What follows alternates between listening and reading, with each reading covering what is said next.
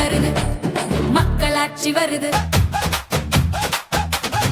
நல்லாட்சினா எடப்பாடியார் தான். வாக்களிப்பீர் இரட்டை இலையே. இனிமே கண்ணை மூடிட்டு கடலை எண்ணெய் வாங்கலாம். ஏன்னா மந்த்ரா கடலை எண்ணெய் இதயத்தின் தயாரிப்பு. வறுக்க பொரிக்க ஏன் எல்லா சமையலுக்கும் மந்த்ரா தான். மந்த்ரா கடலை எண்ணெய் அபார ருசி, ஆரோக்கியமான உடல் நலம். நெல்லுக்கு தமிழக அரசு அளித்து வரும் ஊக்கத்தொகையை நிறுத்தும்படி மத்திய அரசு தமிழக தலைமை செயலாளருக்கு கடிதம் அனுப்பியது என முதல்வர் ஸ்டாலின் தஞ்சை பிரச்சாரத்தில் குற்றம் சாட்டினார். தமிழ்நாடு அரசுக்கு ஒன்றிய அரசு ஒரு கடிதம் அனுப்பியிருக்கு. இப்படி கூட ஒருத்தரால யோசிக்க முடியுமா என்பது போல அந்த கடிதம் அமைஞ்சிருக்கு. அதுல என்ன சொல்லியிருக்காங்கன்னா, நல்லா கவனிங்க. அதுல என்ன சொல்லியிருக்காங்கன்னா, தமிழ்நாடு அரசு வழங்கக்கூடிய ஊக்கத்தொகையால நெல் உற்பத்தி நிறைய பெருகி வருதான். அப்படி பெருகிற காரணத்தினால பல்வேறு பிரச்சனைகள் உருவாகுதான். அதனால தமிழ்நாடு அரசு நெல்லுக்கு வழங்கிட்டு இருக்கக்கூடிய ஊக்கத்தொகையை மறுபரிசீலனை செய்யணுமா? இந்த கொடுமை பாருங்க. மொத்தத்தில் நெல்லுக்கு ஊக்கத்தொகை வழங்கக்கூடாது என அறிவுறுத்தி ஒன்றிய அரசு நமக்கு கடிதம் அனுப்பியிருக்காங்க. அதுவும் தமிழ்நாட்டை சார்ந்தவர் என மூச்சுக்கு மூச்சு சொல்லிக்கிற அம்மையார் நிர்மலா சீதாராமன் அவர்களுடைய நிதியமைச்சகம் இந்த கடிதத்தை அனுப்பியிருக்கு. இதை மத்திய நிதியமைச்சர் நிர்மலா சீதாராமன் மறுத்தார். மாநில அரசுகளின் தனிப்பட்ட அதிகாரத்திற்கு உட்பட்ட விஷயங்களை மத்திய அரசு பறிக்காது எனவும் நிர்மலா சீதாராமன் கூறினார். கடிதத்தில் இல்லாத எதையும் நான் பேச வேண்டிய அவசியம் எனக்கு இல்லை. நெல்லுக்கு ஊக்கத்தொகை வழங்குவதை நிறுத்துவது தொடர்பாக பரிசீலனை செய்ய வேண்டும் என்று தெளிவாக குறிப்பிட்டுள்ளீர்கள்.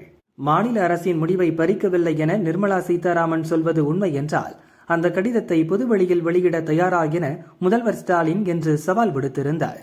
அவர் சவால் விட்ட சில மணி நேரத்தில் மத்திய அரசின் கடிதத்தை நிர்மலா சீதாராமன் சமூக வலைதளத்தில் வெளியிட்டார்.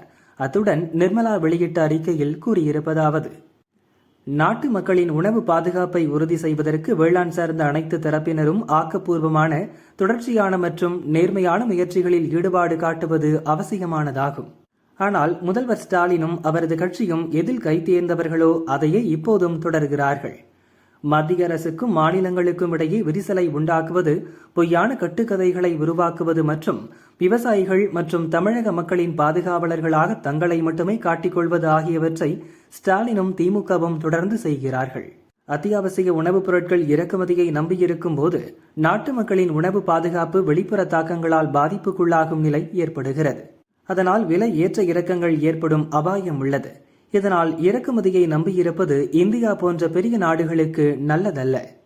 பருப்பு மற்றும் எண்ணெய் வித்துக்களின் உள்நாட்டு உற்பத்தியை விரிவுபடுத்துவது என்பது வெறும் பொருளாதார தேவை மட்டுமல்ல, அது எதிர்கால தேவைகளை கருத்தில் கொண்டு செய்யப்படும் இன்றியமையாத உத்தியாகும். சமையல் எண்ணெய் தேவையை காட்டிலும் எண்ணெய் வித்துக்களின் உற்பத்தி குறைவாக இருப்பதால் தான் நாம் அதிக அளவில் பாமாயிலை இறக்குமதி செய்கிறோம் என்பது ஸ்டாலினுக்கு தெரியாதா? பருப்பு வகை உற்பத்தியிலும் இதே நிலைதான் நிலவுகிறது. தேவைக்கும் விநியோகத்திற்கும் இடையே இடைவெளி உள்ள பயிர்களை உற்பத்தி செய்யும் போதுதான் விவசாயிகள் நல்ல விலையை பெற முடியும். ஆனால் விவசாயிகளின் நலன் முதல்வர் ஸ்டாலினின் மனதில் இல்லை என்பது இதன் மூலம் தெளிவாக தெரிகிறது. பருப்பு வகைகள், எண்ணெய் வித்துக்கள் மற்றும் சிறுதானியங்களின் உற்பத்தியை ஊக்குவிப்பதன் மூலம், புரதம் நிறைந்த பயிர்கள் மூலம் நாட்டு மக்களின் ஊட்டச்சத்து பாதுகாப்பை உறுதி செய்ய முடியும். அதே நேரத்தில் சமையல் எண்ணெய் இறக்குமதி செலவை குறைப்பதன் மூலம் நம் பொருளாதாரம் வலுப்பெறும். இப்படி இரட்டை இலக்கை இந்தியா அடைய வேண்டும் என்ற நோக்கில் மத்திய அரசு செயல்படுகிறது. நீர் அதிகம் தேவைப்படும் பயிர்களுக்கு பதிலாக இந்தியாவுக்கு உண்மையில் தேவைப்படும் அத்தியாவசியமான பயிர்களை உற்பத்தி செய்வதில் மத்திய மற்றும் மாநில அரசுகள் இணைந்து செயல்பட்டால் மட்டுமே உணவு பாதுகாப்பு சாத்தியமாகும். தேசிய உணவு பாதுகாப்பை உறுதி செய்வதில் பொறுப்பை பகிர்ந்து கொள்ள வேண்டும் என அழைப்பு விடுக்கும் விதமாகத்தான் மாநிலங்களுக்கு அந்த கடிதம் அனுப்பப்பட்டது. அரசியல் வேறுபாடுகள் இருந்தாலும் கூட பெரும்பாலான மாநில அரசுகள் இதை புரிந்து கொண்டு கூட்டாட்சி தத்துவத்தின் அடிப்படையில் ஒன்றுபட்டு செயல்பட தயாராக உள்ளன. ஆனால் முதல்வர் ஸ்டாலின் மட்டுமே இதை ஒரு சர்ச்சையாக்க முயற்சிக்கிறார். மத்திய அரசுக்கு எதிரான வீண் ஆரவார பேச்சுகளில் நேரத்தை வீணடிப்பதற்கு பதிலாக தமிழ்நாட்டு மக்களுக்கு ஸ்டாலின் விளக்கமளிக்க வேண்டும். பருப்பு மற்றும் எண்ணெய் வித்து உற்பத்தியில் இந்தியாவை சுயசார்பு கொண்ட நாடாக மாற்றுவதை விடுத்து வெளிநாட்டு நலன்களுக்கு ஏன் வாய்ப்புகளை வழங்குகிறார் என்பதை பற்றி அவர் விளக்க வேண்டும். அனைத்து மாநிலங்களுக்கும் மத்திய அரசின் செலவினத்துறை செயலாளர் எழுதிய கடிதத்தை வெளியிடுமாறு முதல்வர் ஸ்டாலின் சவால் விடுப்பது விசித்திரமாக இருக்கிறது. அந்த கடிதம் அவரிடம் ஏற்கனவே உள்ளது.